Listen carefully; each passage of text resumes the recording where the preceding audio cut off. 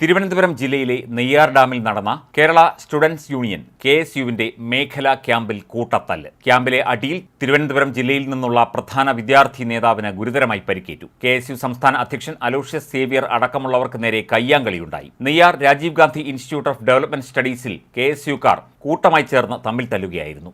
പാറശാലയിൽ നിന്നുള്ള നേതാവിനാണ് ഗുരുതരമായി പരിക്കേറ്റത്.